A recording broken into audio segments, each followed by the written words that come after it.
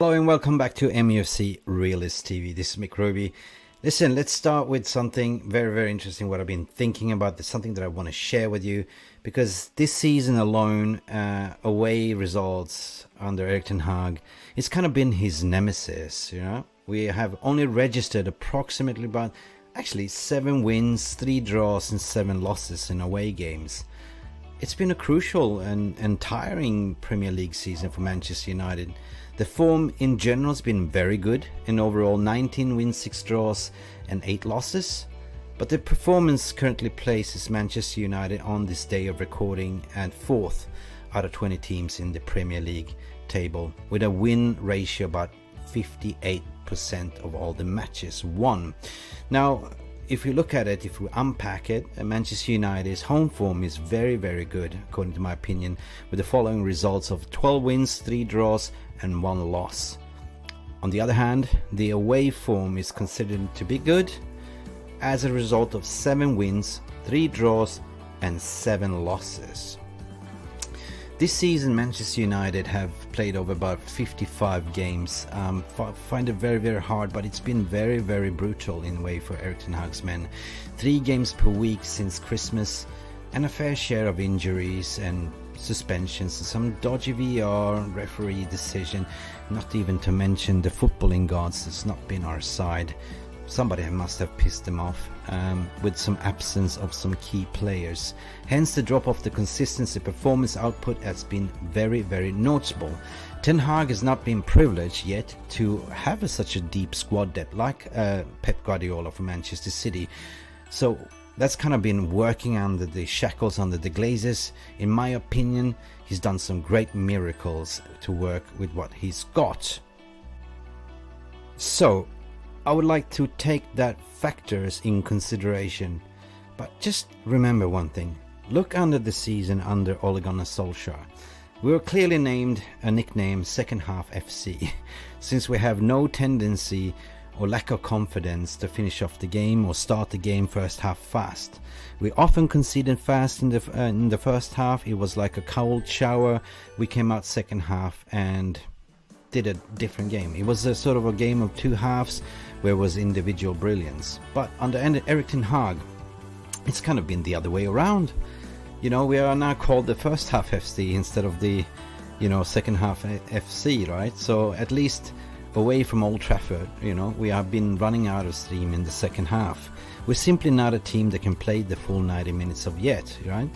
We typically see that we can maximum play 70 minutes and then we sort of capitulate in the remaining dying minutes, right? It's been happening so fast, so many times, and the footballing gods, please fix this. But, you know, it's not that we lack the clear and obvious goal scoring opportunities.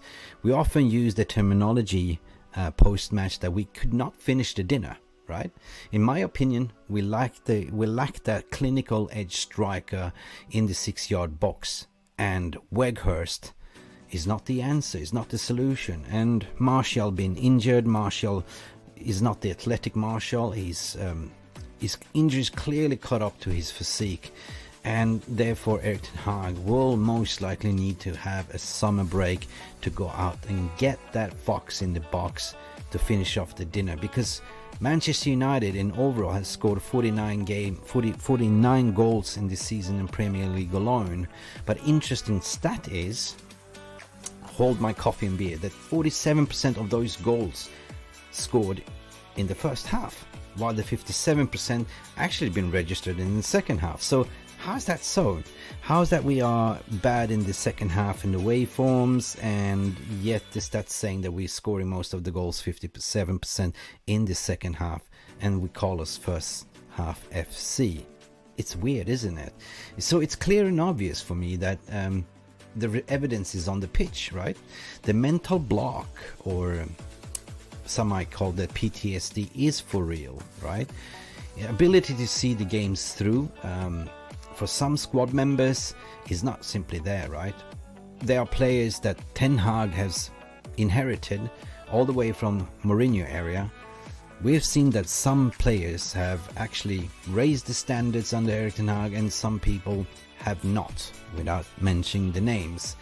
So, moving ahead, looking ahead with 5 games left to play, 15 points to play for to secure that top 4. United have 2 games, away games to play. On this recording day, we're playing West Ham today and also Bournemouth away. The remaining fixtures is at home at Old Trafford against Wolves, Chelsea, and finishing off with Fulham. Now, I like to bar the question back to you. How would you line up and how would you play for the remainder of the season to secure that top 4? Who should you trust? Who should we bench? Stick around and let's find out.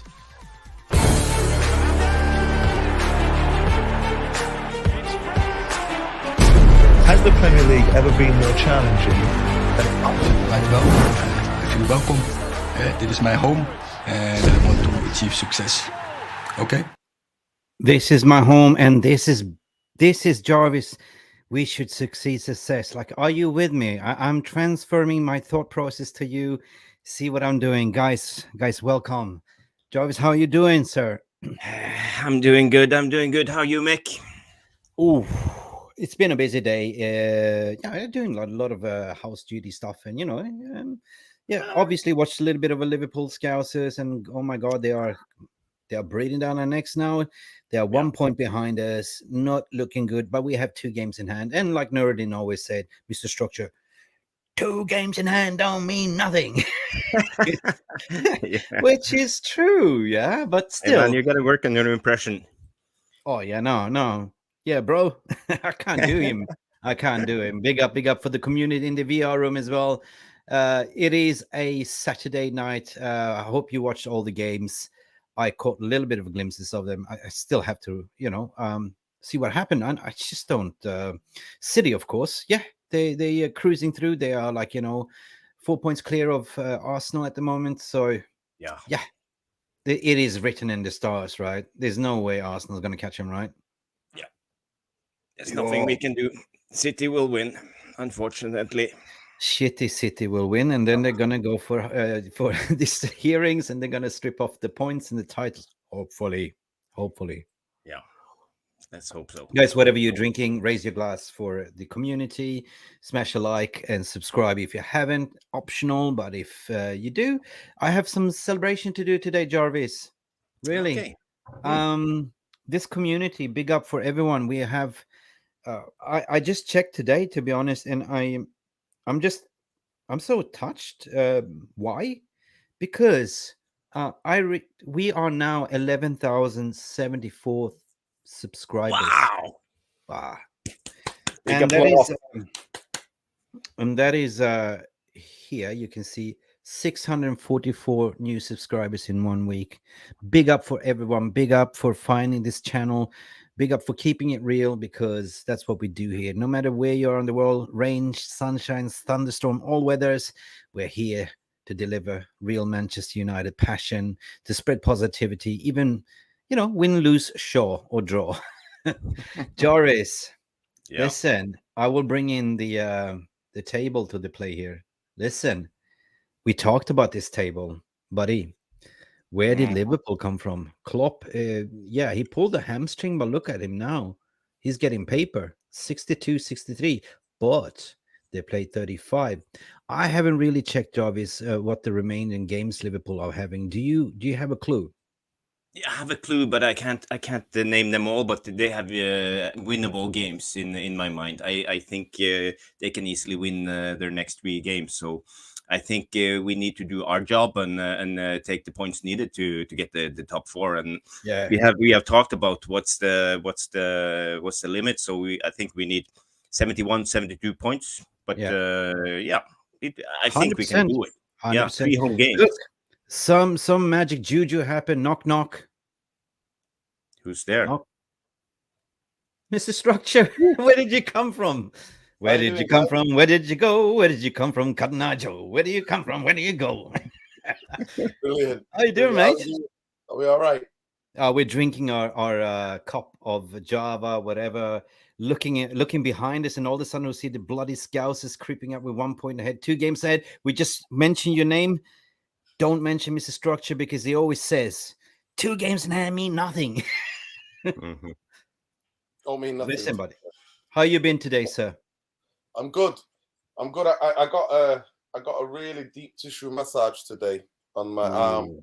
and so yeah, in a relaxed mode, very Excellent. chilled. In the For UK, people- everybody's celebrating the king's coronation. The king's That's it. coronation. That's it. And I'm like, the only king we recognize is Eric Cantona in Manchester. We don't know any other king. That's the Cantona. only king, King Cantona. For people that don't know, Nureddin has a pinched nerve in his shoulder, right? That is really bothering him, right? And if you haven't had it, it's really horrible because you get pins and needles all the way to your fingertips. Sometimes you feel it in your hip and all the way down. And the funny thing is, it doesn't always sit in where you think it is. It can be related to your shoulder blades, to hip area. It's a weird thing, this anatomy thing. But, you know, speaking about anatomy, tomorrow, guys, we are playing Villa. No, Villa. We already played Villa. Sorry, West Ham, guys.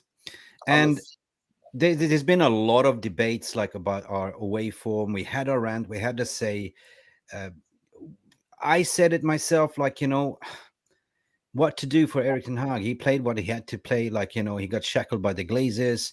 He got snubbed in the transfer window in January. There was no money to sort of bolster his squad. He got Weghorst, he got a Sabitzer, and Weghorst hasn't really worked out, but it was a body, you know. And barring it's been unprecedented season, Manchester United has played the most fixtures out of them all, to be honest, more than 55 games.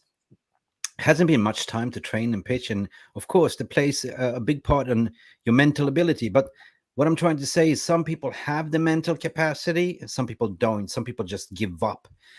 So what I'm trying to do here in this show is first and foremost to preview what we think, what Meredith think, and what Jarvis think will be the starting 11. Okay, I already received the cocky 11, 100%. I have. But then at the end of the day, I'm going to pull out a interactive 11 that you viewers can vote and have a say which one you think. That's a good Saturday, right? Brilliant. Let's get stuck into it, guys. Let's stuck into it and bring up to the presentation screen. Right. We're playing, of course, West Ham tomorrow. Guys, West Ham is not a joke, or is it? Like, look, if we look at the current run of form, I mean, we're sitting 4th at the moment. They're sitting 15th. They're battling relegation a little bit. They have loss, win, draw, win. Well, we just experienced a loss last weekend on the dying second, the final kick of the game, which was a penalty. Other than that, it's been win, draw, win, win, win. Now I'm going to bring it back to you, Nureddin. What do you think will happen here? How do you think we're going to play? How do you think we're going to line up? I think it's a must-win tomorrow. I think it's a must-win game, and I think we've got to go for it. I think it's not a game to be rest on our laurels or something. Hey, we're going to let West Ham. We've got to dictate the game from minute one. We've got to take it to them. They're 15 for the reason. I think they've got a semi-final or something like that in the Conference Cup or whatever they're in. Do you think they're going all in for the European Cup, like, you know, Conference Cup? I think, yeah. I think they want to try and make it to that final. So we've got to just go there and make sure we get the 3 points by any means necessary. And the way we do that is we do everything that we make sure we don't do everything that we did against Brighton in terms of the attacking 4 or 6. We play that extra pass when it needs to be played. We shoot when we need to shoot, but we play the pass and then one more pass, and we have to create chances, and we have to have unselfish players who are going to be willing to pass the ball to each other. That's 100%. The most important thing for me tomorrow. That was something that was lacking in our last game against Brighton, because the passes didn't come off. They were pressing very high. They didn't give us much time on the ball. And that was clear and obvious. Like, you know, we missed an Ericsson. There could be the register to control the tempo a little bit, you know, find Rashford's feet, find the winger's feet. So it was a little bit of it was high pressing from both ends. It was toe-to-toe football, but not really control, right? No really clear and obvious scoring opportunities. Yeah. Another thing, what I also noticed that there was balls coming in from in the 6-yard box, knock, but there was nobody there to sort of tap it in. Like, yeah. That's the biggest thing for me. Like I said, I'm gonna have to go in 15 minutes because I've got my preview at 9:30 UK time. But the biggest thing that I want to see tomorrow is that more intensity, more aggression, a way we play in terms of the way that we shift the ball in the last third. We hold the ball, we hold on to it. We know how they're going to play. They're going to most likely sit in deep. That's what they do. They sit in deep and they're going to try to counter us with Bowen. You see how they played against Arsenal. They can get up for these high-profile, night games at that former Olympic Stadium. Their atmosphere will be big. To me, I want to see I want to see goals. We've not seen any goals. When was the last time we saw like goals? I think we scored one against Villa. I don't know what the game before that in the league what we scored.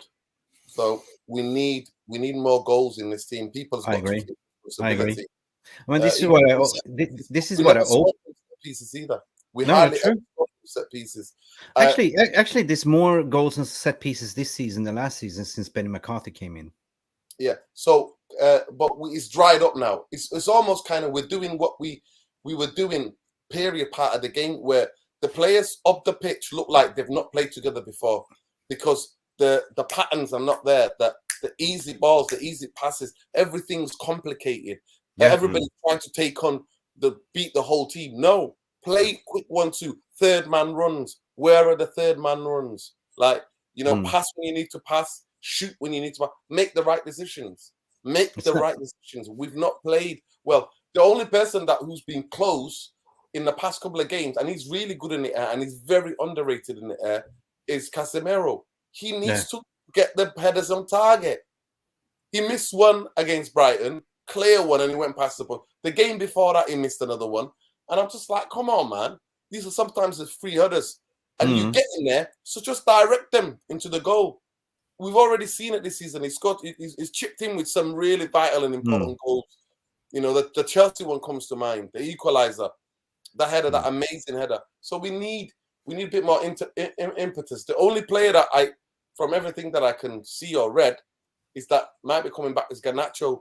I'm excited for young Garnacho, really, because that is the surprise of the season for me. Our young started boy, like how Eric Ten Hag has handled him, how Eric Ten Hag has kind of led him to work, lower down his attitude, and just work for the team, be a team player.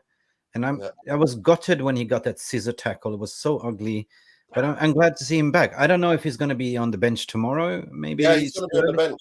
Ooh, Viva Garnacho. Viva Garnacho. Running down the wing. Make United sing. Viva no Garnacho. more Ronaldo. Listen, we've missed him so much. I have never thought he would have the impact that he had. And the idea sometimes I go on Twitter in a game where we lost or he didn't play well. And so-called United fans are having a go at an 18-year-old. He's been a surprise of the season for me. He's been the surprise of the season for me. And he's been incredible. And now he's had his 5-year contract. We saw the speech of Ten Hag. And I think the main thing I took away from that, you got to now, the real hard work starts now. People know your game. Defenders know. They analyze you. Now can you step up that next gears? Can you really take this opportunity? Because for a long time at Manchester United, people used to just, in the past decade especially, when they get a long contract, they put their feet up, get the cigar out. Put their feet up, get the Cubanas out. That's it. They've made it. Well, in the past, what we used to, you get a big contract at Manchester United, every day you have to improve. Every day you have to prove to yourself and everybody else that you deserve to be here. You deserve to wear that shirt. So I think that's a huge, huge boost for me, especially off the bench, because we don't have any impact players. We don't have any impact. We missed that. We missed a lot. Past, I would say 6 or 7 games, the substitutions have actually worked against us. Before that, 10 or 15 games in the season, Eric Ten Hag substitutions have changed the game. Substitutions have scored or contributed to goals. So now it's going the opposite. It's totally the opposite. And it's a lot of it to do with fatigue. A lot of it is to do with that. We talked about it. I mean, I feel like we talked about it. But what I like that he addressed Garnacho in front of his parents, who is his guardians, right? So, you take care of him still, right? Tell him, right? Tell him not to be spoiled. You know, obviously he's earning money. He's giving the parents some money, part of it, yeah. But you're absolutely spot on, because what we've done in the past is giving away silly money for youngsters, and you see what happens. Like we're talking about Mason Greenwood, and everything goes to the head. They think they make it. You know what I mean? No, you still have to earn your rights. You have to earn your stripes. You have to work hard. Totally agree. Jarvis, Yeah. But how excited? the thing is with Garnacho, you know, I'm not worried about Garnacho because he's been a star since he was 16. The moment he came to United, because he's a star player in the making. He has the attitude, he has the mindset, he has the mentality. You know, he's going to be a star. He's going to be the next big player in my mind. So I'm not worried about. I'm going to throw out the question: how much did we pay for Garnacho? I think it might have been like, what's it, 200 something like, or 400 grand or something like that. Something like that. I think it was under $1 million. I asked the VR room, guys, let us know in the comments, how much did we pay for Alejandro Garnacho without cheating? I know the answer. But okay, let's. If I'm not mistaken, it's either half a million or £250,000. I was close to £475,000. Okay. Look it up. It is sick, man. It is sick. And this guy is the next Leo Messi or something like that. He's a starlet in the making, right? No. I'm just an example. Like on the top shelf. Yeah, but he's still young. But he still has the fantastic trajectory, like to be something, right? 100%. And he's definitely challenging Sancho's reign. Like, you know what I mean? He looks like Sancho, like a 𝒃𝒊𝒄𝒌 whatever. Like, you know, running, taking players on board. And this is what we want the wingers to do, right? Cool. Before we continue, to you, Jarvis, and big up Mr. Structure for coming in. I just want to go to the VR. Big up for the community. Big up everyone. I hope you had a fantastic Saturday. Let us know what you've been up to with your family. But here is the realist family as well. So coming back, Jarle Molin as one of our regulars coming. Yalla. I'm worried about for tomorrow. Lost a little bit faith back when we were bad against Sevilla, both legs, and 2-2 versus Tottenham. I hope for a win, but I think we will lose 1-0. Oh, God. PST therapy, that's what we're here for. Yalla have faith. Yalla have faith. Yalla have faith. Yalla. Big up Stephanie Griffin, one of our regulars as well. Big up Nordin. Hope your shoulder's better. Big up Steph. Big up. Also more big up Mick and Jarvis. Tomorrow night we have to send a clear message to Liverpool. Close, but not close enough. Yes, close, but not a cigar, right? Stephanie keeps going on. Ska score first, control the game. Threat match as dress rehearsal for City Wembley must. Yeah. 100%. God, Steph, you're active. How many coffees have you drinking today? You're almost beating my record. Match even, but scoring 5 goals would be very welcome. Yeah. I'll take one at the moment. I'll take the 3 points right now. Yeah. I'll take 3 points. Yeah. They only had 1 Villas at home. Yes, 100%. Yeah, you already. Yeah. Sorry. I'm just going over this. Okay. We're going to the prediction. That's too early. We're not going to do that. We're not going to go. Listen, Jarvis, the previous results, if you look at how we play them, right? Obviously, we go by the 3 latest results, like. If you remember, like you have the Jumbotron there, like, you know, do you remember all these games? Yeah, sure. Yeah. So we haven't lost in the 3 latest. If you look at it, even played away. Right. Yeah. So, you know, we started, we played them in March 3-1. Then we played them October the 30th at home at Old Trafford. We scored 1-0. Of course, that was a little bit early in Ten Hag's season. You know, we're still embedding and gelling. And Saturday, January, we beat them 1-0 again. And there must be the cup or something, right? Yeah, it was in January, right? So now we're playing away at Westham. Moyes is fighting for relegation. He's probably fighting to keep, like, you know, Declan Rice in the team as well. They're not performing well. Who is the most attacking person to look out for? You know, the most danger man. We know Rice, though. Is it Bowen? Mick, you know, playing away is a different animal. You know, we have played 3 games at home and we have won them all. But, you know, going away against West Ham, It's 50-50 in my mind. David Moyes is a very pragmatic manager. You know, he likes to set up a really tight block with a low block or a mid block, and it will be hard for us to penetrate. Even at home, West Ham will do that. We know Moyes how he will play. He will try to counter attack us and go around with his fullbacks to cross against Anthony, and if Anthony will try to drift, and the runners will try to move in front of the goal. So it will be a difficult game, but West Ham is at 15th, and they're almost in the relegation battle. So you know, we should beat them. And if we don't take 3 points, I will be extremely disappointed, to be honest. But you never know with this team, especially away, because they have proved again and again that they are bottlers. So I'm not 100% confident. I mean, if you look at the relegation, like if you look at the Jumbotron, the 4 points away from relegation, that is with what is it, 5-6 games to play. They're in the danger zone, according to my opinion, with the Leicester and Leeds. It is a tight ship down there, like Nottingham Forest on 30, Everton 29, Southampton. Looks like Southampton is going out. So would it be fair to say, guys, that they are fighting for their lives here? 100%, 100%. And that's why we need to do it.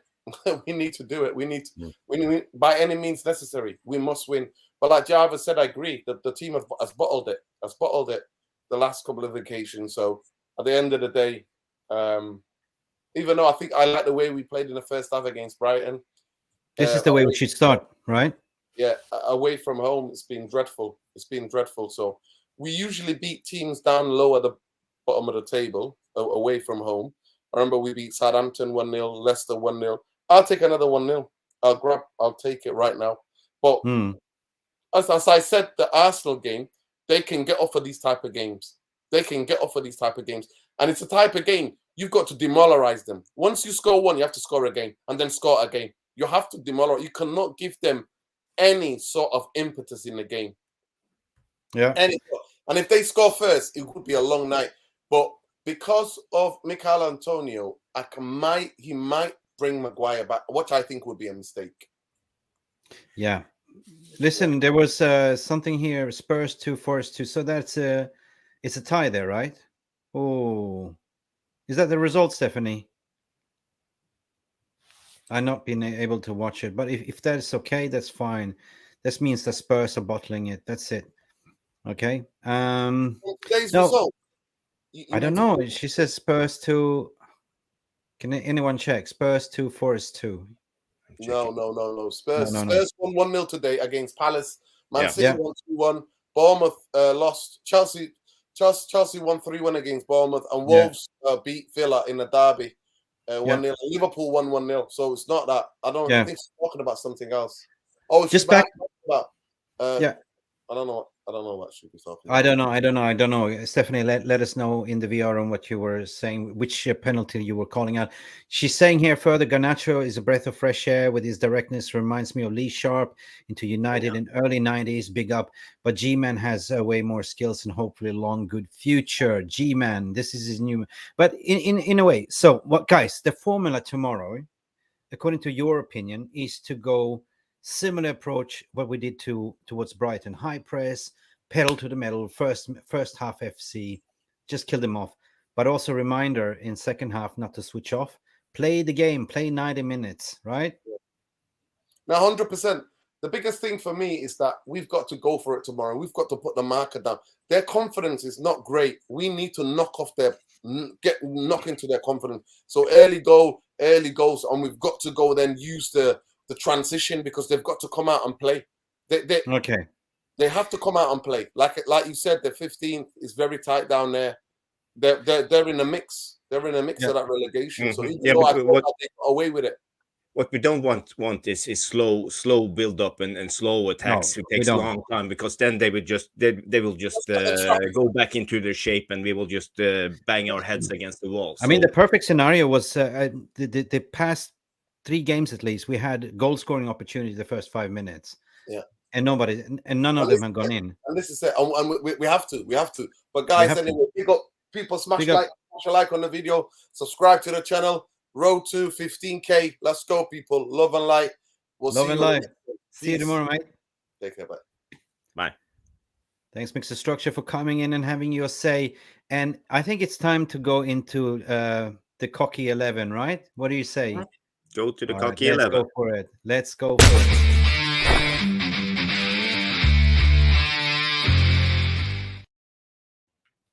So, guys, as you've been watching, this is the cocky 11. What I'm calling Jarvis cocky 11, because Jarvis is the one that says to me, "Leave it to me, Mick. I'm a very complicated person. I like to do a little bit different." Yeah, and this is what he came up with today. So, Jarvis, do you want to go over your lineup, the way you're thinking? What was your logic and reasoning behind this? Can you guys see everyone? Okay, I start with De Gea, of course. Any given Sunday, De Gea starts. On the left, you picked Malacia, Shaw, Lindelof, and Aaron Wan-Bissaka. Walk me through your selection regarding the back four. Yeah, when we come to the back four, it picks itself. It's only the left back that's a little bit of a question. Should we go for Dalot or Malacia? But for me, it's fresh legs. That's the tipping point between Malacia and Dalot. And Malacia had a great game when we won against who was it? 100%. Malacia has been great, actually. Yeah, Malacia's been great. But to play Malacia, we need to play Eriksen, because those two together have a good combination play. And Eriksen, he drops down and fill in for Malacia, and Malacia move up and fill in for Eriksen. So they interchain really good when they play together. So is there any other particular reason? Because you got to match the opponent as well, why you picked Malacia? Do you see anyone being a threat on that left hand side that Malacia will kind of manhandle? Yeah, their best player is Jarrod Bowen, so we got to look out for him. I think he have 11 goals and 7 assists this season. So he's powerful, he's pacey, has great technique, he knows how to dribble. So he's the one who look out for. And of course Malacia, he's a little pit bull, so he's up for it if he has today. So I hope he can put Bowen in his back pocket. Well, I always say like this: who no, I said that who let the dogs out? Woof, woof, woof. That's Malacia, right? So he's like a pit bull on a bone, don't let go, don't let go. You got the music in me, right? Okay, so fine. That is your logic and reasoning. Sure, Lindelof picks himself to find. They're the new married couple, since Lindelof divorced the fridge. But I remember Saka 100%. What a difference he had made this season. What a comeback. If I said, if 𝑴𝒊𝒄𝒌 retires, I bet you Marvel will contact him to do a sequel of the spider legs or spider, what I mean, Spider-Man, right? So he's been tremendous. Now I want to pick your brain regarding that middle Bermuda triangle. What I see, you picked the midfield of following Eriksen, Casemiro, and Sabitzer. Now that is very interesting. I'm very keen to hear why you picked that and what's your reasoning behind it.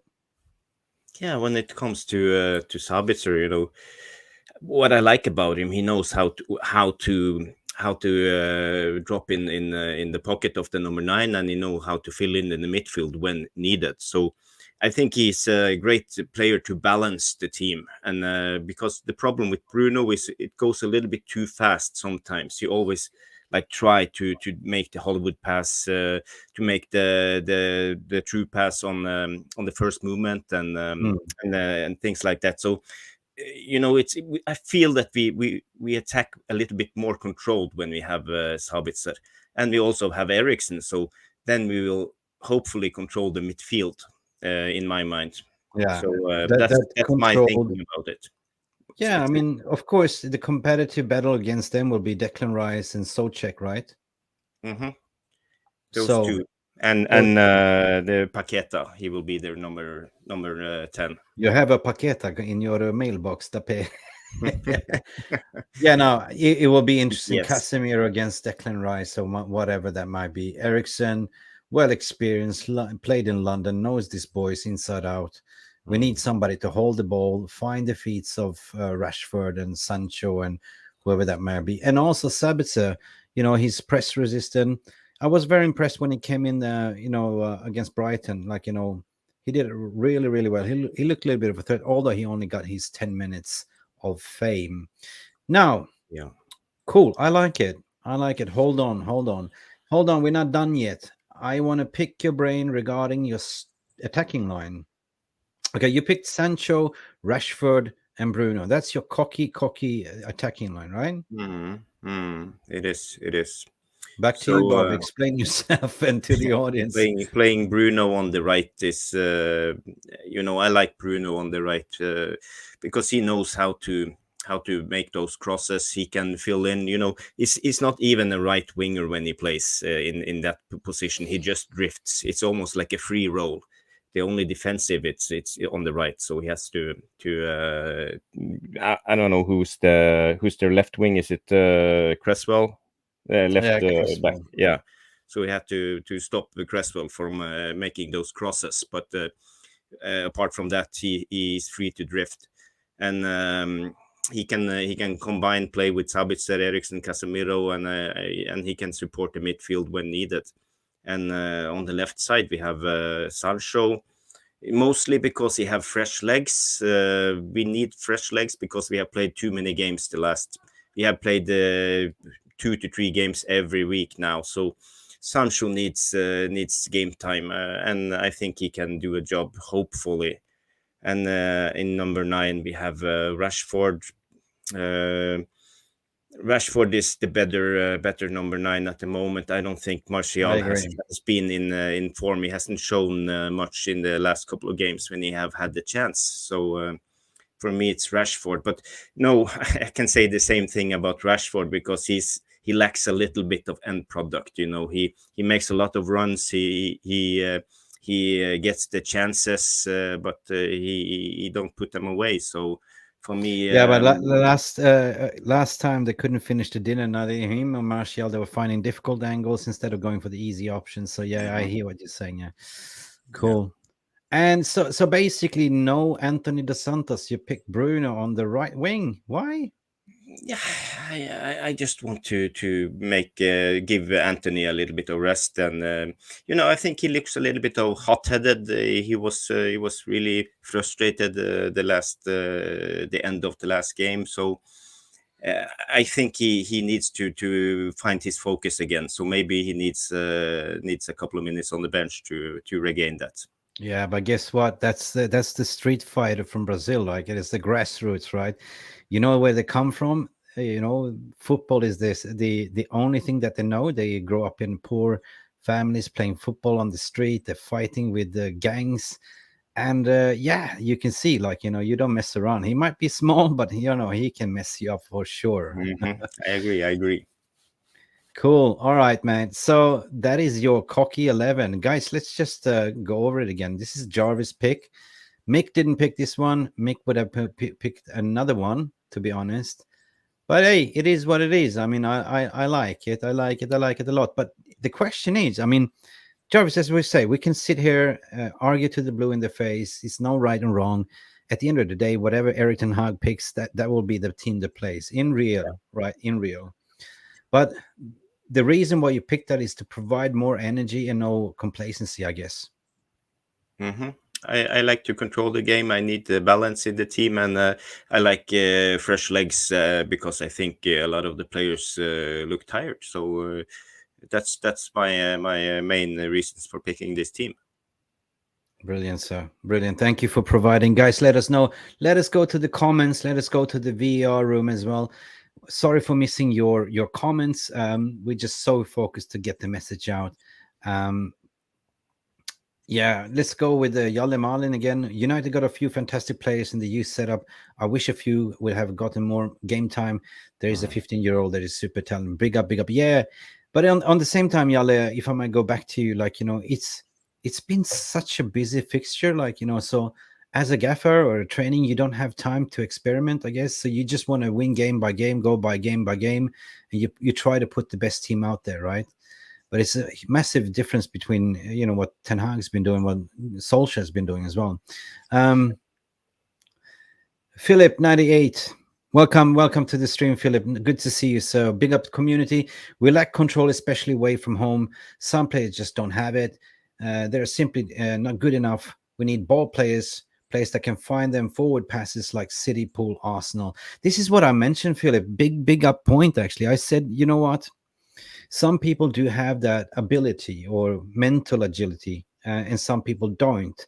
They got away with it, during the Jose Mourinho, and Ole also was very slack, like let him then go, like, he was like a protective, like a goose mother in a way.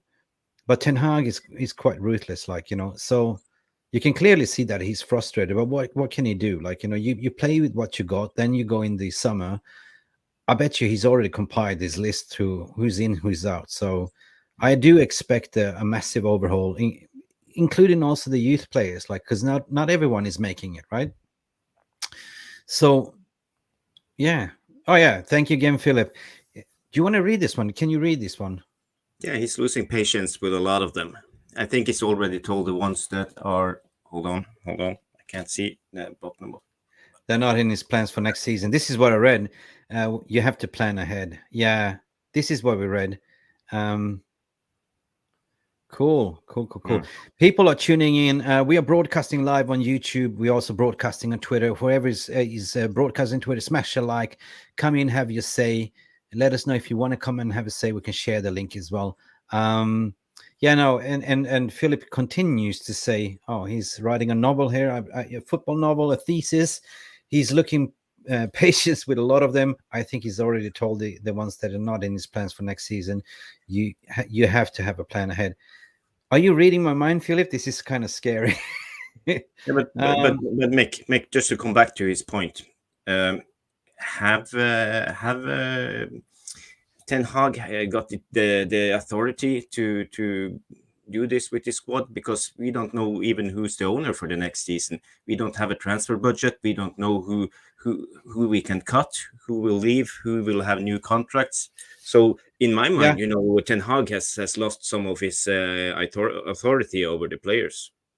Let me say like this, like, we see clearly seeing a difference this season that Ten Hag has certain authorities, right? More than any other managers had, like, and rest assured with the new owners coming in, he will have full control as well. It will be a totally different Manchester United. You will work with no Glazers shackling him, like, tying in his arms behind his legs. So whatever Ten Hag wants, Ten Hag will get. His first target will be his first priorities. Past managers as Manchester United, they never got the first targets. They always got the B, C option, D option, right? Because the Glazers didn't want to. I mean, I know that the Glazers authorized every single deal, and if it didn't suit, if it wasn't a big name that could not be commercially signed for a shirt or something, they wouldn't go for it. 100%. Just to come back to that, Mick, you have seen like Newcastle, for example. Eddie Howe has gotten players like Dan Burn and players that we don't recognize as good players at the top level of Premier League to perform, because they know they have rich owners and they can do stuff. So this is their chance to play for a top club. They can give everything, but I don't feel the same with some of the United players. They've been spoiled. They've been spoiled. I mean, that's the mentality. What I'm trying to say. I mean, if we're gonna back the tape for 6-7 years, right? The mentality has been clear and obvious. Comes back from the top. We have no ambition to win. We're just happy to get top 4, right? And if you have about money. Yeah, but listen what I have to say. So if you don't have a clear structure and plan from the above vision, it goes down all the way to the players as well. That's what they say was rotten from the core to the top, right? So these players was getting paid, playing for Manchester United, they're playing overinflated salaries. You come to Manchester United, you're supposed to play for the biggest club in the world, like, with legends has played, trophies has won, and all of a sudden you just come there and it's like, whatever, if I perform or not, I still get my 250k a week. This is and what you've seen, if you're back a couple of months ago, that United has kind of introduced a salary cap. And this is a way forward to say we're not going to overpay salaries. You got to earn for it. Like 250 is max, the ceiling, right? But then the question comes: what if this is kind of a sign we will not sign Galacticos? And I think this is the right way to go. People are crying out for, let's get Mbappe. Yeah, you're mad. Just look at what Brighton has done. They've gone for the grassroots. They've gone Casados. There's so many hidden gems that you can get, like for £6 million, £10 million, £11 million, that turns into world beaters, right? Yeah. Our recruitment department has been shocking lately, right? They're just gone for clear and obvious, no plan. Yeah, let's go for this. This is a big name. Yes, sign him up, right? But they never asked the manager, the gaffer, does it suit your system? So at the moment, Ten Hag has a mixed bag of, I don't know, when you go like, in Scandinavia, when you go and buy lollies, you can take this bag and you can take sweet, sour, chocolates, and you just mix it up together. This is kind of a bag of mixed lollies, to be honest. Some taste good, some taste bad, but at the end of the day, your stomach is going to crash. You know what I mean? If you mix. Yeah, I agree. So this is like a cook-up of 6 years of poor planning. You had different managers, different structures. When we bought in Maguire, for instance, he was good under Ole Solskjaer because he played that system that he needed, that sort of type of player. Yeah. But you can clearly he's not favored at Ten Hag because he doesn't play Ten Hag's ball. Ten Hag doesn't favor him. He's only started 13 Premier League games, and that tells you an indication that he's off in the summer. You know what I mean? Definitely. Okay, that was my rant, by the way. Woohoo! Fingers crossed. Fingers crossed. Philip says we need to win tomorrow. 3 points is a must. Yeah, 100%. We need to be clinical. Stephanie Griffith, love you to pieces as well. Anthony is a worry, especially if Fridge plays. No, Fridge will not play. Fridge will not see a game this season. Philip again. Woohoo! Philip, you're on fire. I am on my like 5th cup of coffee today. I back Eric 100% like I've done with all the managers. He's got what he's got. A massive problems this season. No main striker, injury suspension. It's been a mad run, but he won us a trophy. Miracles, Philip. And this is, if you saw my intro, this is what I said. This is exactly what I said, Philip. He's worked with what he's got, 100%. And to come in, coming to the end of the season, to put us where we are today. That is just a massive achievement, right? People might say, oh, we are so crap away. We are not that crap away, actually. If you look at the stats don't lie, right? The away form, I can tell you now, I have a table here. Okay. No, I don't. I took it away. Sorry. Shite. Anyway, I said that in the beginning. It's let me just find that up for you guys. Okay. His registered result of 7 wins, three draws, and 7 losses. The away form, I mean, the winning percentage rate that we have under Ten Hag is 58% of all matches, right? Home form results 12 wins, 13 draws, and 1 loss. Away form is considered good. That is a result of 7 wins, 3 draw, and 7 losses. So 7 out of 7, right? So you played, 7 wins, 7 losses, and 3 draws. That is so, right? What do you reckon? Yeah, but I would expect more. Okay, I can accept if we lose. Here's the thing, right? Here's the thing. People now are starting to expect more, right? It's too early to expect more from Ten Hag, right? You should just be grateful where he put us. You should just understand what tools and application he had, right? So what he's done is magic. I agree, Mick, but the problem, as we had talked about earlier, it's about the way we lose and the way Ten Hag set up his team, because he's very naive in the way he set up the team. Yeah, because he's made mistakes. We already know his players isn't good enough to play this He's made kind of mistakes. football. So he has made a lot of mistakes. So I think a lot of people feel that, okay, I don't have a problem with losing, but it's the way we lose. The way we lose. So it's the way we lose. Mm-hmm. But imagine if he gets his full army, right? People that will run through big brick walls for him. That'd be a very potent team. Every team raises the game when they face United. Yeah, you're right. They're playing United like it's a cup final. But the thing is, Stephanie, is whenever they come to, we turn Old Trafford to our fortress. Like we used to win games. We used to like be, people come there and play we can beat you, right? No last scoring games for United. Burst the famous bubbles. Yes. Captain Cayman, woo, welcome back. I dropped Casemiro. Way too casual really annoys me. Yeah, why would you drop Casemiro? Come on, man. Who would you play instead? Yeah, exactly. Who would you play instead of Casemiro? Let us know in the comments. Yalle Malin said, I did miss Eriksen in the Brighton game. So did we. And we said it in the post-match as well, didn't we? Like, you know, I expected Eriksen to come in the second half and take more control of that midfield, right? Captain Cayman says Dalot over Malacia. Obviously, that could work as well, sir. Yeah. Malacia is a way too weak, easy to get behind him. Depends on who you play, Captain Caveman, right? There's moments you play like, you know, Malacia, and there's moments where you play Dalot, and we've seen that so many times how Eric Ten Hag pick his team based on the occasion. All right, hard to take a loss. Yeah, trust me, Esmel, it is hard to take a loss. And the worst part is that me and Jarvis have to sit here post-match reaction and do the therapy, right?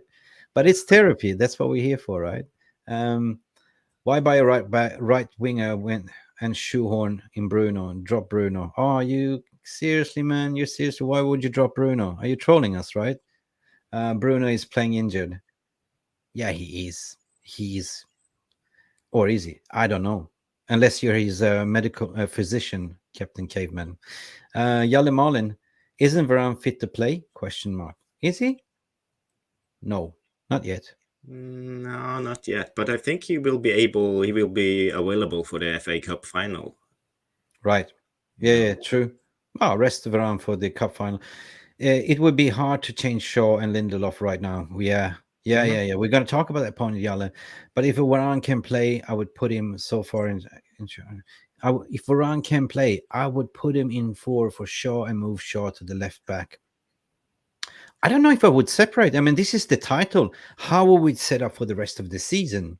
I would not separate Lindelof and Maguire right now. Not Maguire. Sorry, guys. I didn't mean to offend you. Shaw. Yeah. Because it's a partnership that's working, right? Barring also the Varane's been out, match fitness plays a part, right? So you just because it's the name Varane, you just don't throw him right now, right? Maybe have his on the bench. And Esmal, as a fan, hard to take a loss, but it's good Glazers are losing value. Please protest after to get refused to leave stadium after. Yeah, dude, you are spot on. You are spot on. Jesus, so many of you in the VR room. I have to read all of you. I don't want to neglect even Captain Caveman. We are too open when we are counted. Eric needs to make subs earlier and have a plan B. I agree on that point because I just remember, Caveman, against Brighton, the camera was kind of zooming in. You know, Brighton did all the subs. They did 2 subs, and the pundit was asking when is Ten Hag is going to do his subs. 70-minute camera zooms in.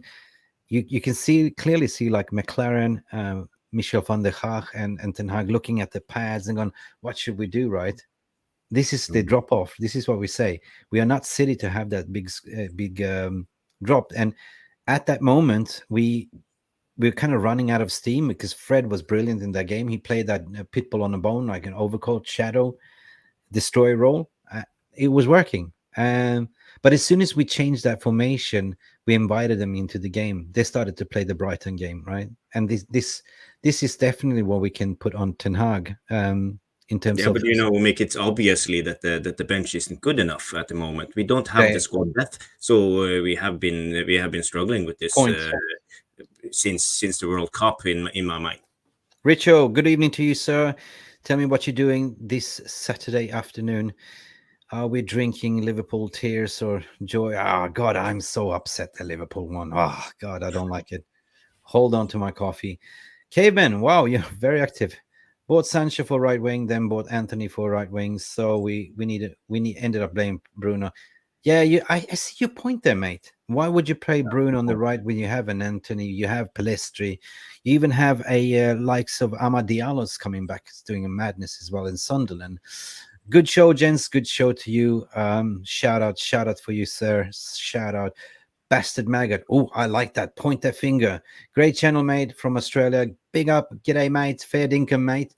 Man United are concerned for me. It feels like we have laid egg in every time they score a goal. No point finishing top 4 if we hardly score the goals, mate. Yeah, we need to chuck a snug on the Barbie, mate. Chuck a left. We don't want to chuck a left, mate. Yeah, cool. I used to live in Perth, WA. So yeah, big up. Tell me where you're from, which city, Bastard Maggot. Really like that one. Let me do that one. I like that finger. You know. Yeah. Beautiful, beautiful, beautiful. Now the cricket season is probably on, all right? Or is it AFL footy? Yeah, cool, cool. Now, big up. I lived in WA for 10 years, mate. So yeah, I understand where you're coming from, mate. Wicked, wicked. Oh, are you still in the house? Where have you been? My master's student degree or PhD, so-called United Kingdom. This guy has cracking comments. I'm dying to read. I haven't seen Ayush for a while in the community. So-called United Kingdom is celebrating King ceremony, but some family looted $45 trillion and killed 100 million Indians in the 45 years. I'm sorry for India and the colonies, but let's not. Yeah, you're right, but we are not here to talk politics, Ayush. We are here to talk about football. I'm sorry, mate. I hear you. Where do you sit on Kane and Osman debate? Paper talks. Here's the thing, right? We've been talking a lot here now. Kane, if you look at Kane and Osman, if you compare and just go to who scored, or Transfermarkt, and you can see the stats. Clear and obvious. Depends on what you need. Do you need somebody to score goals? So do you need somebody that fits Eric Ten Hag's total system in package striker? The thing is, if you look at the weakness and if you compare Osman to Kane, Osman is way, way behind in the weaknesses, right? If I can go on and on, but look, at the end of the day, I'm looking at a longevity. Like, why would you buy a 30-year-old when you can buy a 24-year-old that can score you 30 goals? Is it a guarantee? No. Is it a gamble? Yes. Even if you buy a Hurricane, it's not a guarantee. It's not a guarantee, right? It is. But for me, Mick, it's Osimhen. He kind of remind me a little bit of Nunes. Yeah, you never know. You never know what you're going to get. One season and everybody's praising him. He's the one to get. Yeah, we got to get him. We got to get him, buy him. Yeah. And when he comes to the Premier League, there's high expectations but little results. So I'm really afraid for getting Osimhen. If we get Kane, we know what we're buying. Kane will produce at least 20 goals if he comes. I feel Jarvis. I feel is that as a fan base, we want the next shiny toy, the next shiny thing, right? Yeah. I don't want that. I want Ten Hag to surprise us. Pull some world beater that we haven't heard about, or somebody from the grassroots leagues or something. That could be the next Kane, right? Yeah. But it depends on, because people they want instant success, right? Even they're judging it now because, wow, we might not be, right. You know what I mean? But at the end of the day, you got to look back where we sat like last May, right? Remember, people, remember where we were last May as a fan base, as a club. We were in shit. People were down tooling. They were packing down the hammers and everything in the tools and the screwdrivers and whatever, blowtorches, whatever, and just packed up and went to Maldives in the mines, right? Or any tropical island. Simple as that, mate. Simple. But this time around, ain't gonna happen. Because Eric Ten Hag is there blowing that blowtorch hard as he can, pushing the men straight to the end. We almost got over the line. You can tell, the way we set up last time, the way we're pressing them. We took our game on a front foot. It was toe-to-toe football against Brighton. And Brighton, by the way, they're not a pushovers. Like, they are the leading pressing team in the Premier League at the moment. And we played to the 95th minute where the bullshit VR, right? I don't know. Ayush, we will not sign Napoli striker because he's asking 150 million, very, very overpriced. Yeah, that's the thing. Why would you pay 150 for a Serie A player, right? Yeah, and would you ever leave Napoli? They just won the Scudetto, so The Scudetto, they don't want to leave him, right? You want taste of the pasta, this Aussie pasta. We have an Aussie in the chat before. Are you still? But I want second striker. For me, second striker, Watkins. Yeah, Watkins is a good shout, mate. Yeah, yeah. Or even go Brentford striker. What's his name now? I fucking forgot. Sorry. Ferguson.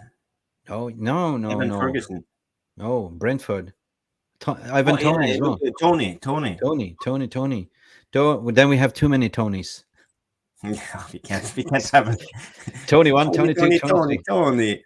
Hey, No, we can't have Tony. all of them. We're turning into Italian club. Hey, Tony, which Tony you want? Eh? I think Napoli has said that Osimhen is not for sale this summer.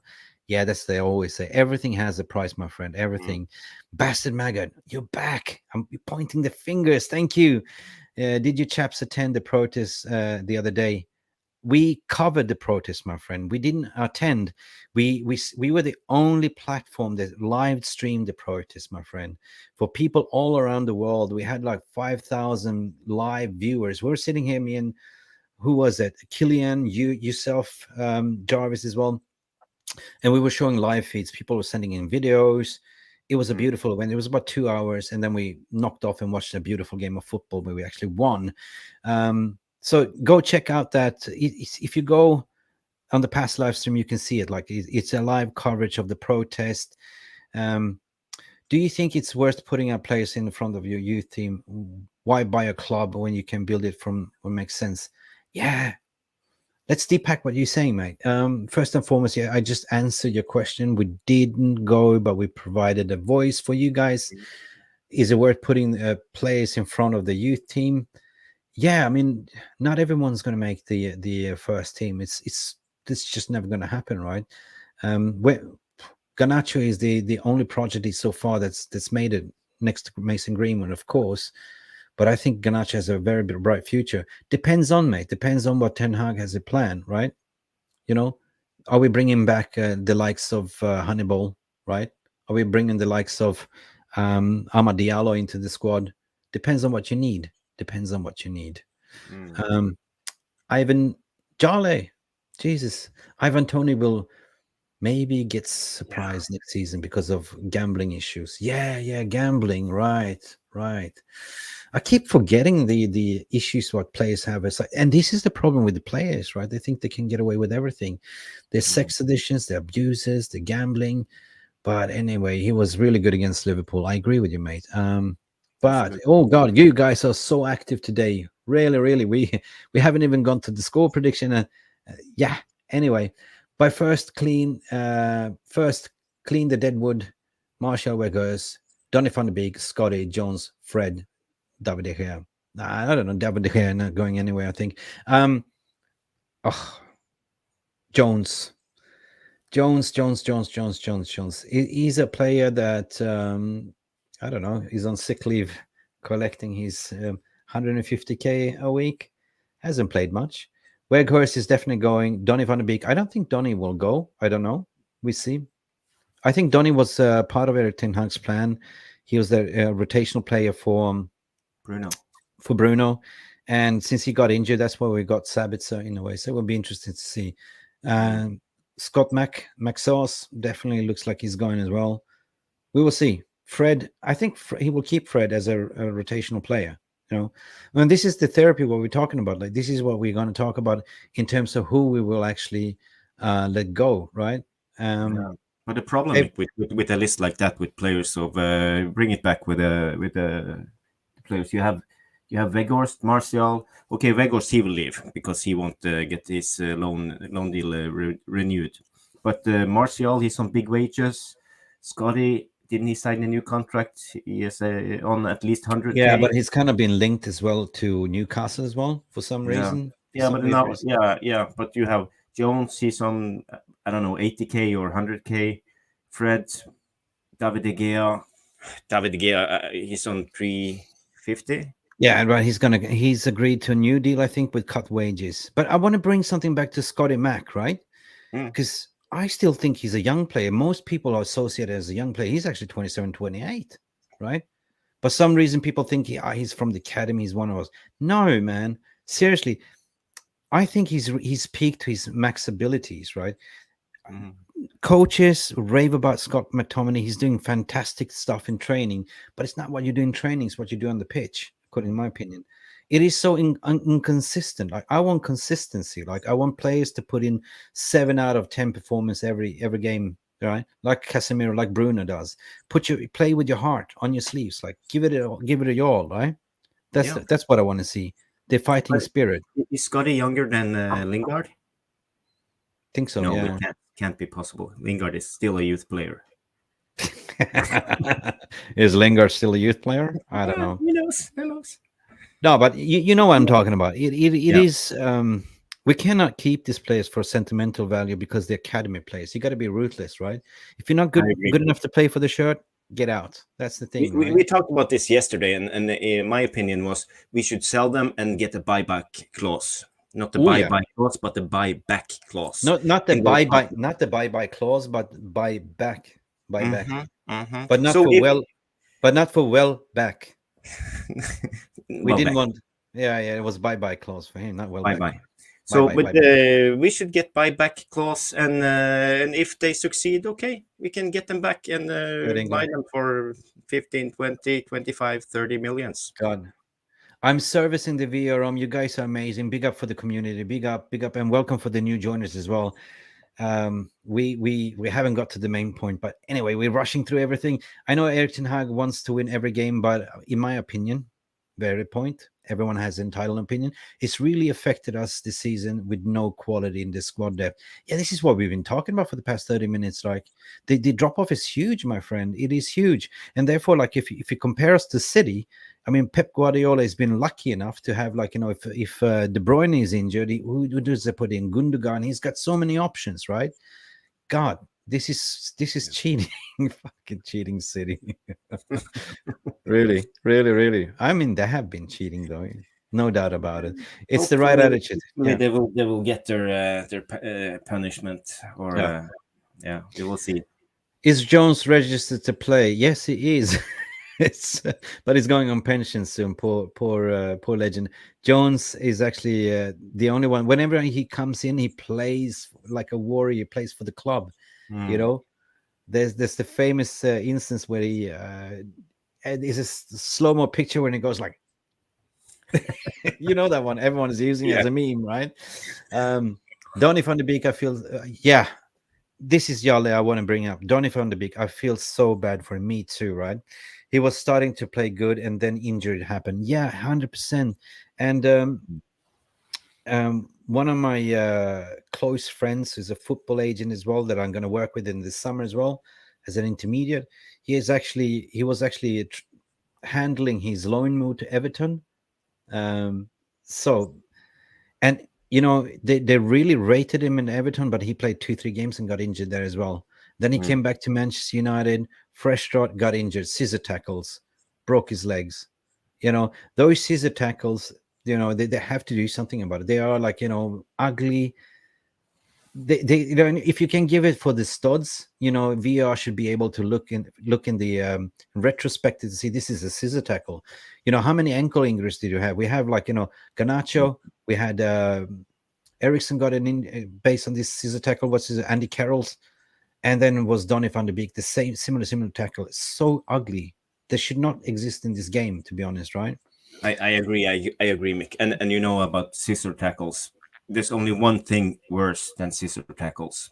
That's backing into players who's mid-air and flipping them around. Yeah. From behind, push from behind like this.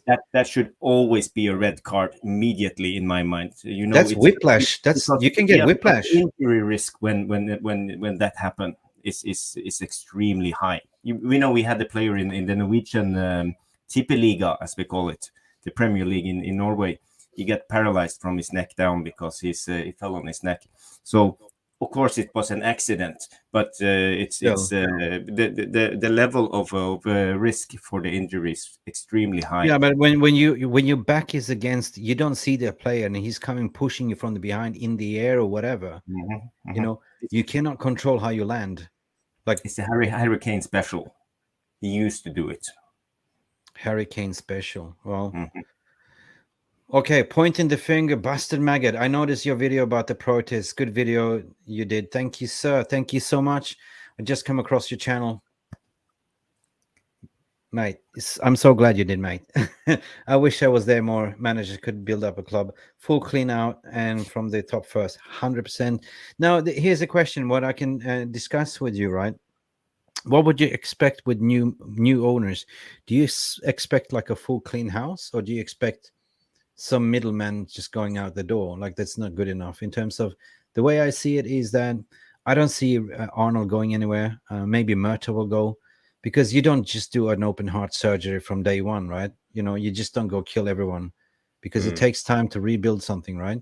So this the most sensitive thing, according to my opinion, is that anything above Eric Ten Hag needs to be scrutinized and looked at, right? In terms of establish the football operations side, like the scouting department. Let the football department do the footballing thing, and let the commercial do the thing, like, and don't overlap. That's true. Don't touch this box. You know what I mean? So yeah, big up for you, man. Maybe Deadpool should buy Man United. Deadpool, yeah, cool. We are big Marvels fans as well, and we always say that, Wan-Bissaka's post career will be for Marvel, playing Spider Legs. Yeah, I used chill. Oh my God, yes, the guys are amazing today. Maybe Deadpool should buy Manchester United. We all read that, right? Ayush, sell Fred, Scotty, Martial, Brandon, David van der Beek, Jones, and Axel, 50, 60 million. Oh, how do you do the maths? So wait a minute, Scotty, how much is he worth? Fred, wait, we should get more than 50, 60. Ayush, come on, man. What are you doing? Yeah. Yeah, but the problem is, Mick, we can't do that because they are so on such high wages. That's the problem. It's not a flea market, man. It's not a flea market. We Manchester United. We've been so bad in selling players, but so good in buying players, or overpriced players, overinflated. Just look at Harry Maguire, 85 million for what? He gave us one good season. That's a bit about it. And then, then you had Lindelof divorcing him at the end of the day and went for therapy. And look how he's playing now. He's a free man, Prime Maldini. By Maldini, yeah. Sell Fred, Scotty, Martial. Yeah, big up, man. We will see what happens, right? But definitely it's going to be an exodus. Brandon Williams got to go. Martial, will he go? Will he stay? We will see. I mean, he's not the same anymore. All these injuries got to his athleticism. We saw it the other day. He couldn't even take that touches the ball. It's not the same Martial. It's not the same speed. It's a shadow of himself. And in a way, I feel sorry for him. That he's such a good player. But maybe it's a wrong attitude, like, in complacency in his mind. We saw him going to Sevilla, didn't make it over there. It was just, I don't know, his mental ability. Is he hanging his head? As soon as there's competition, he loses his shit. You know what I mean? So the question is, even if we keep him and get a sort of a first choice striker, will he still put in a shift? Because historically speaking, he hasn't, right? He's always throwing his toys out of the pram. He wants to be the star boy, but guess what, right? Ten Hag is giving you chances. Ten Hag believes in you. Maybe you're coming back to form. My God, I hope, because he's such a great technical player. Like, the way he holds up the ball, the way he plays with with his back against the goal and link up play, right? It's not always about being the prolific goal scorer. It's about linking up the play, playing for the team, and creating passes and channels for others to score as well. Like, this is my opinion, though. This is my opinion. So did I miss this one? Yeah. Dagfinn Eneli. That's the player who got paralyzed. Yeah, Dagfinn Eneli, yeah. Big up for the community for being my Wikipedia. Ince, Madison, 40 million. Free Tillemans. Plus Ollie Watkins. Yeah, Watkins is a good player. Watkins turned out to be some. Sabitzer, 15, 20. Yeah, I buy Sabitzer. I definitely buy Sabitzer. Harry Kane, but you would never get the Kane for 60 with the Daniel Levy. Never. You saw what Conte did. They say, yeah, screw you, and go. He only got 1 year left on his contract, though. Yeah, so, but how much money do we want to pay for him? If here's the thing, right? Broskies, here's the thing, right? You come to the summer, the power is with Kane. 12 months left on his contract. He can say, nah, I'm not going to sign. You then cannot hold this player accountable or, hold him for extortion and demand 100 million when he has got 1 year left on his contract. The power is in with him, right?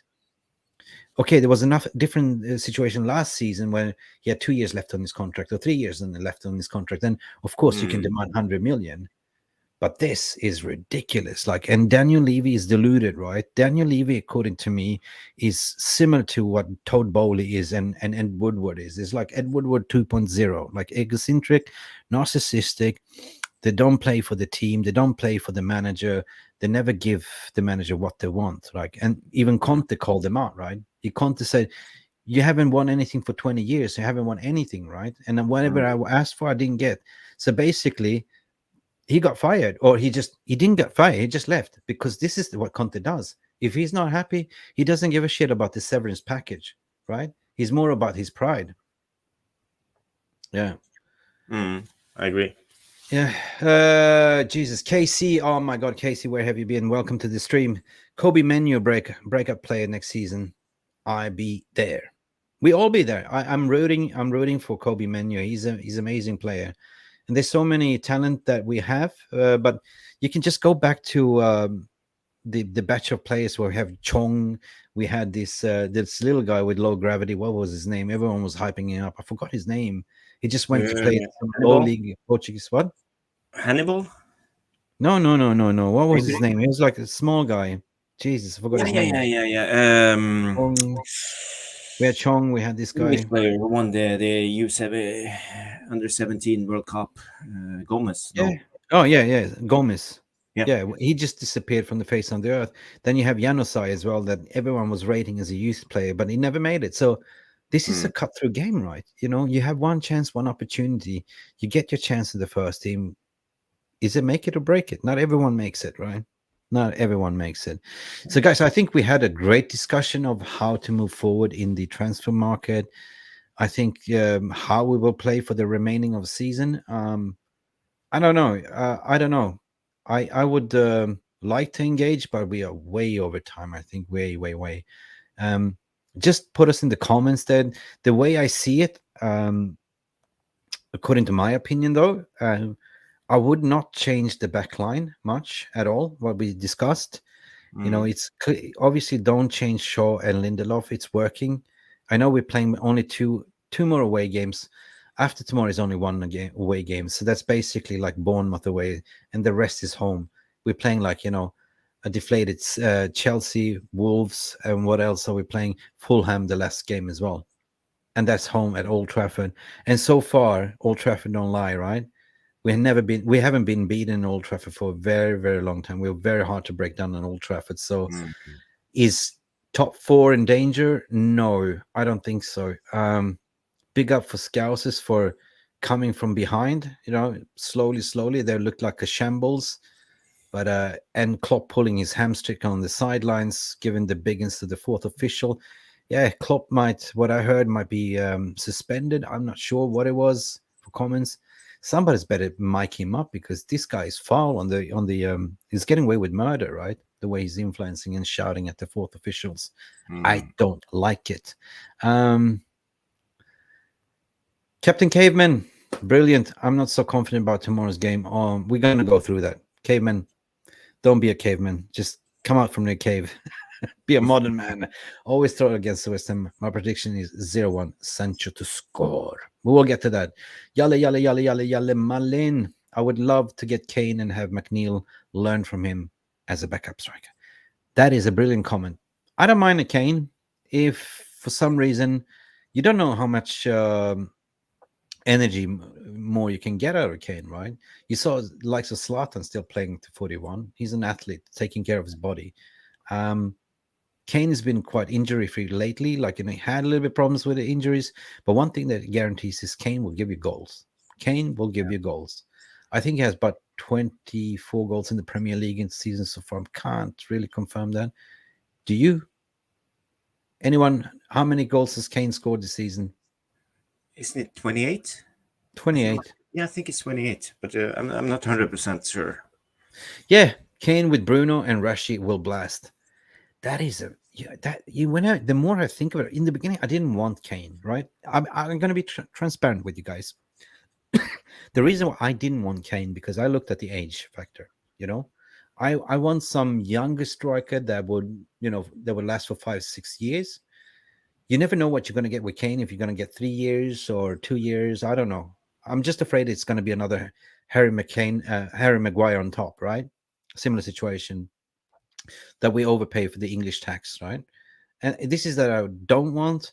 But on the other hand, I would agree with the previous comment, like this one, what Jolly was saying, that yeah, you get him, and then you get an understudy like a younger striker, like I would love a Benjamin Sesko, right? 6'6", 6'5" tall, fits Sesko. the mold of Sesko, yeah, fits the mold of what Eric Ten Hag. I know the Manchester United scouting department is scouting this guy forever. They love him. They're massively in love with him, right? The thing is that he's going to RB Did he Salzburg. sign a contract? No. Basically, he's with the sister club in RB Salzburg, going to RB Leipzig, and there is some agreement that he's going to the mother club, right, for 20 million, basically internal fee. But they're willing to cash in on him, so they're willing to sell him for 40 million, 45, Okay. right?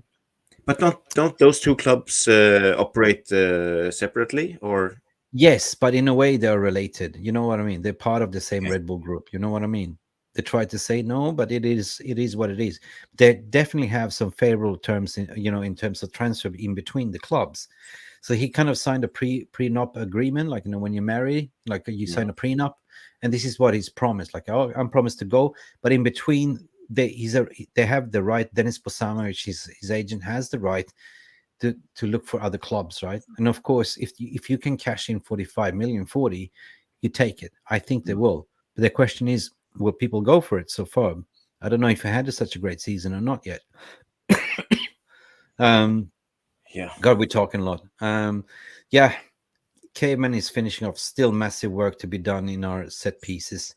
No one is consistent. Yeah, but listen, Caveman, comparing our set pieces to where we this season was the first time we scored a goal in the corner. Like, last season we didn't even score on the corners, right?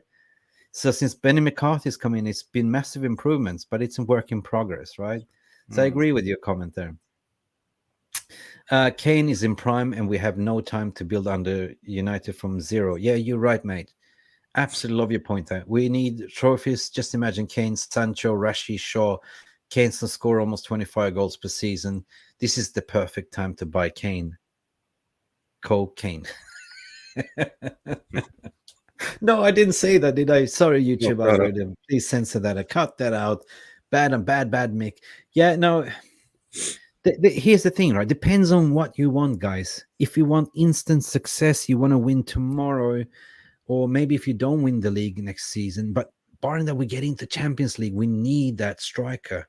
We're going into Champions League. We cannot go in Champions League toothless, right? We need a striker. And Kane is the person that can drop deep. He can link up play. He's good in the air. He's good defensively, I guess, as well, right? Because he can track back. But he's played in a very pragmatic Conte-style football team. He had so many different managers. So I think if Kane leaves, he will get like a second win, like a rejuvenation Kane, If he comes to Manchester United, he wants to prove himself, yeah. And he's got the chance to actually win something, right?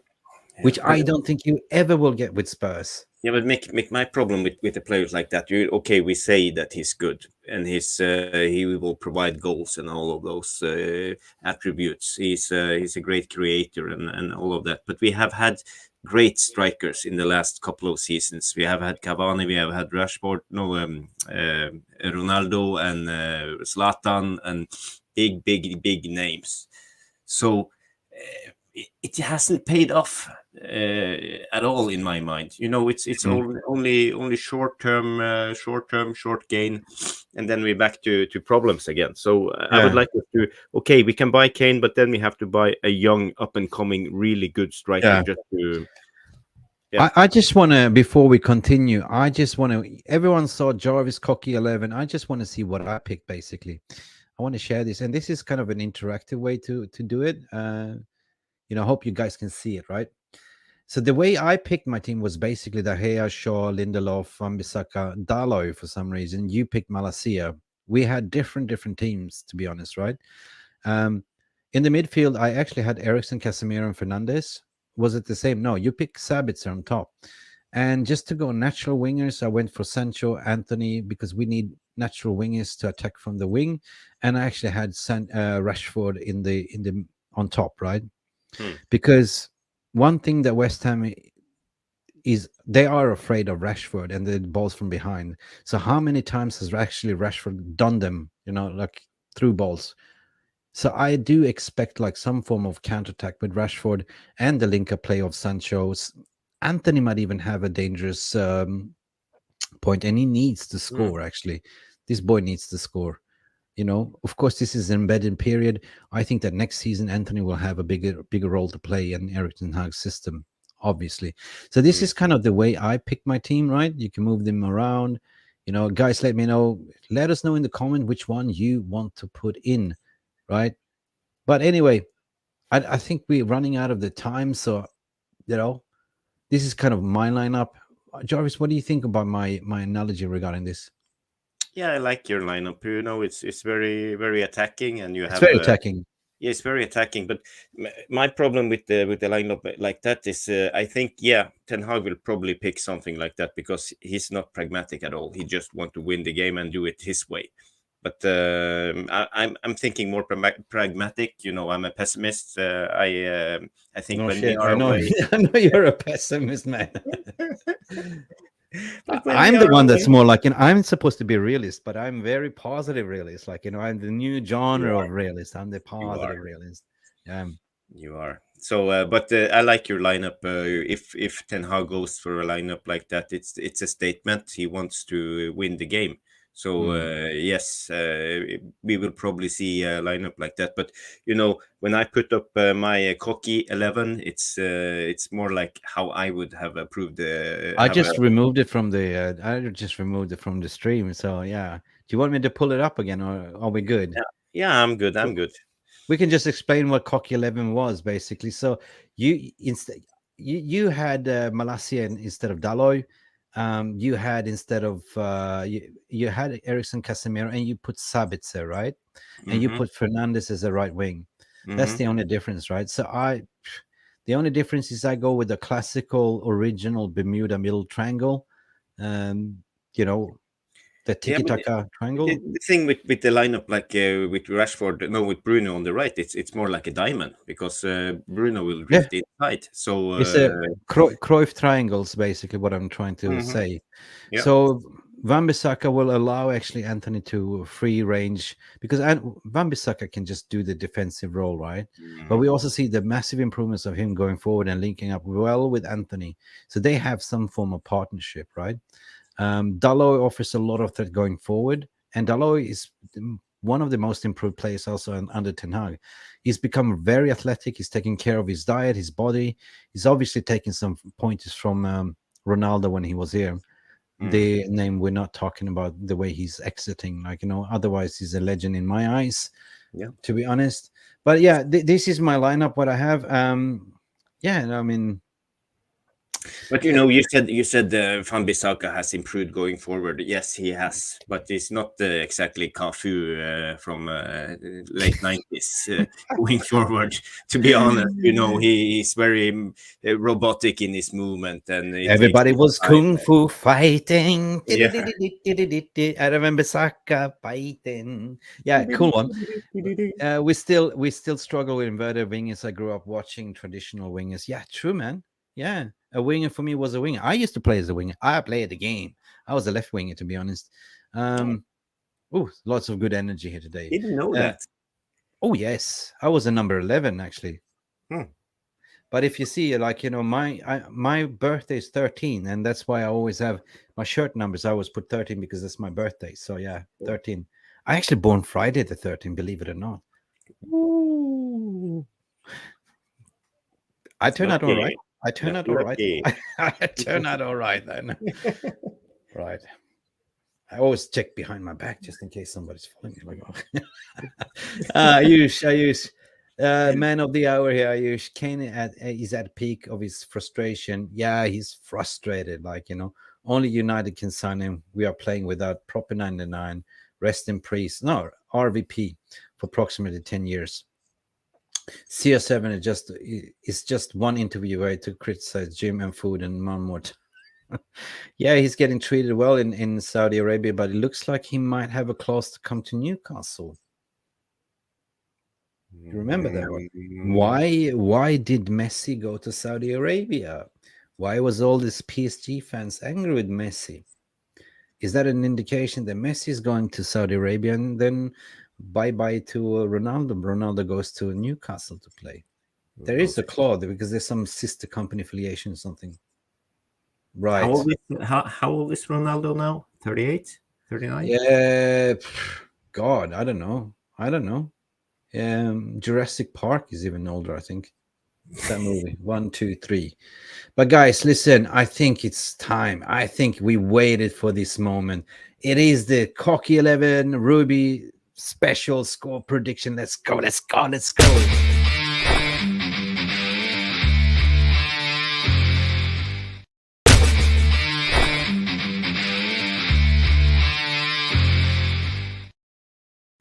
I was just trolling you there, like, you know, I played 2 intros in a row.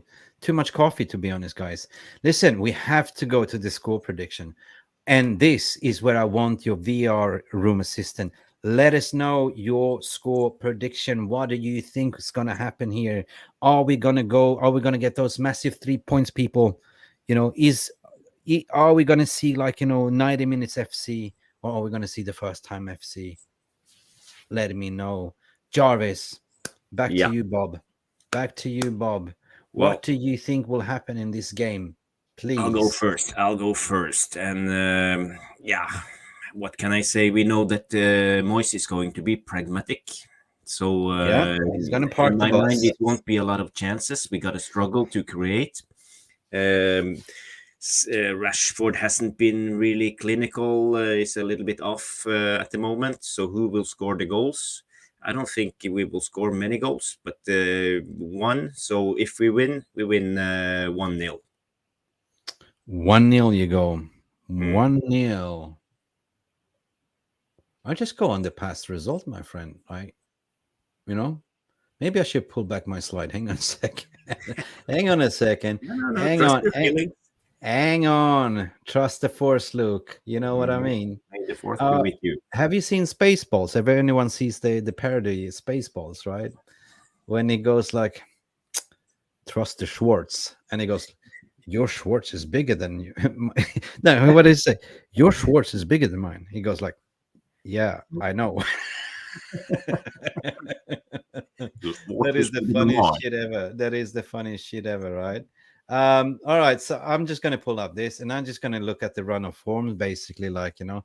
So our run of form hasn't been that bad. Of course, everyone has the PTSD of away. Fair enough. We covered that already. You know, they had like loss, win, draw. So basically 2 wins and 3 L's and 1 draw. And they're fighting for relegation. They're 4 points behind relegation. A previous form when we played them, we had 3 victories out of 3. 3-1, 1-0, and 1-0. So when you say 1-0, they're kind of okay. Fine, I get it. But yeah, I mean, I'm just gonna put it back to the VR room as well. I think first of all, Yali Malin says, Zlatan, he's the lion. He's still playing for over 40 years of age. Yeah. Ayush Jill, we have gone to VR room. Ayush has actually ruled a penalty, barring that the hand of God from Luke Shaw, win, lose, Shaw. Oh, sorry, win, lose, Shaw, not win, lose, draw. This is 1-1. Captain Caveman is changing his mind. Yeah, 0-2. Cool. So that means the 2-0 Manchester United. The helmet is on. A dark helmet. He's catching up what I say. May the Schwartz be with you, right? Cool, man. Cool. All right, so, guys, bear with me. I'm thinking, trust the force, Mick. Trust the force. You know what? I always go with Ruby Special, and I have a gut feeling that the wheels are coming off this time. I have a feeling that we are about to see something spectacular at West Ham. What is it called? That stadium? London Olympic Stadium. No. Yeah, they had the coronation. They'll be royalists. They'll be up for it. Anyway, as Ayush was saying, the only crown that belongs is the King Cantona. King Cantona is the only king. I will go with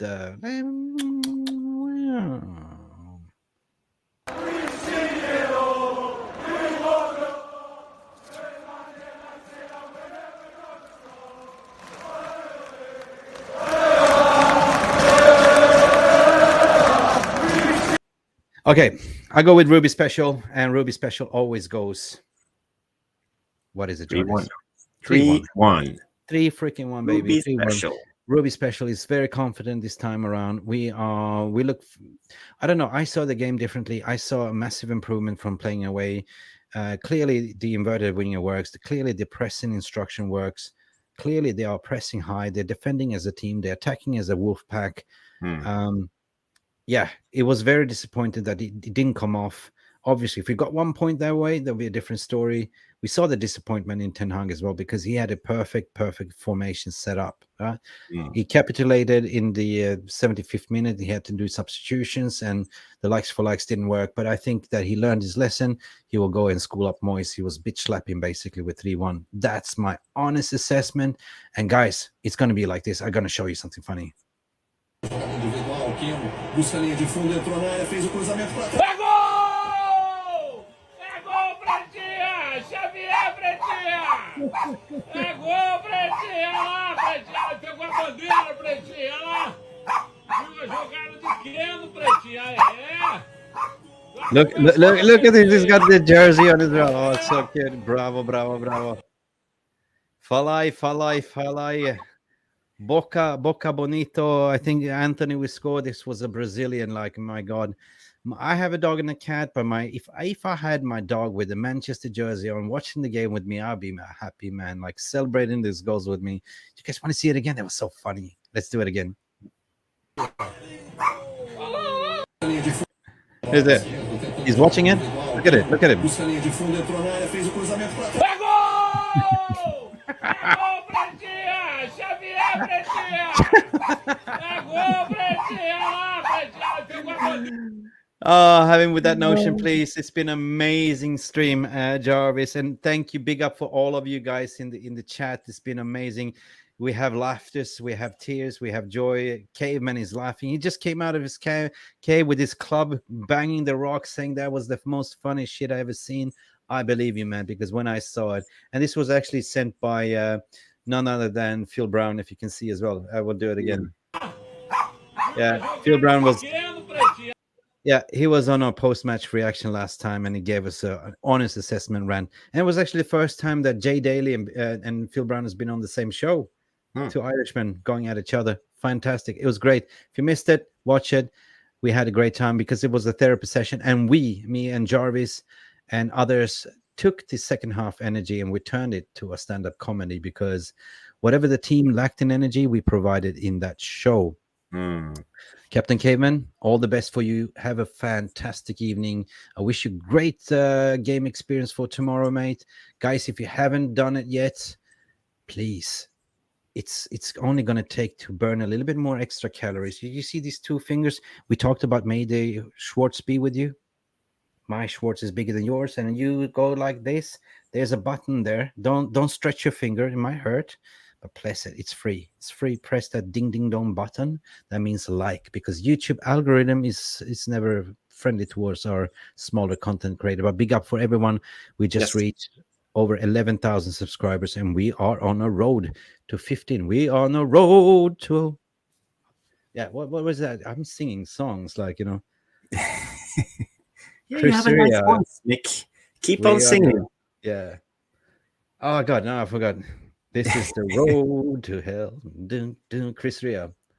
Yeah, guys. Yalle Malin, all the best to you, sir. All the way from Norway. This is your country, fellow man. We have a nice evening. Let's hope for a win tomorrow. Still think West Ham wins 1. No, man. Get out of here. Get out of here. 1-0. But okay, you believe what you believe. Don. Yes, thank you. He stretched his finger. I hope you didn't get hurt on the way. But big up for the realist community. Thank you for becoming members of this channel. Come back for more. We are here tomorrow as well. Me and Jarvis are here for the lineup, the warm-up show, which is pretty much 15 minutes before the lineup comes out. We will talk, then we will break the lineup, and based on the lineup, we're going to talk about the outcome, how we see the game play out. So please visit us tomorrow. I will create the stream link later on, and afterwards we do Call a Spade with Jay Daly, myself, Jarvis might come on as well. Everyone can come in and have a say, which we do happiness or therapy. It depends on. But guys, this has been Mick Ruby. This is my trusted Norwegian co-host. It's not Jan-Åge Fjørtoft, but it's close. It's Jarvis Cocker. Jarvis. Where can people find you, sir? Yeah, you can find me on this channel and on YouTube. My name is 𝒊𝒔𝒉 So it's not Todd Bowley it's not Bowley. 𝒊𝒔𝒉 Guys, so you can find me. Follow me, and I will follow you back, and I will always retweet when the show is on, so you can know when.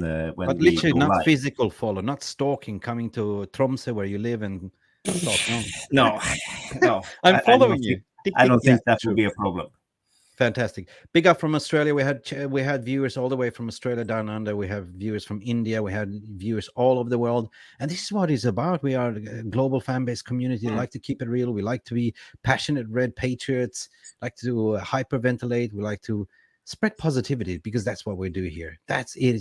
This is our church. This is where you come to heal your hurts. You know what I'm saying? Like that song.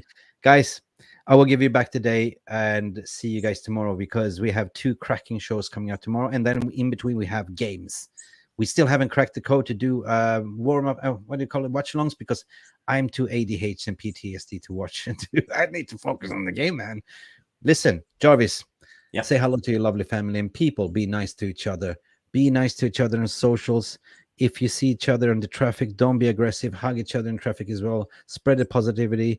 Love and life. And what is it? Peace, love, and pit bulls. No, what is it? What is that saying?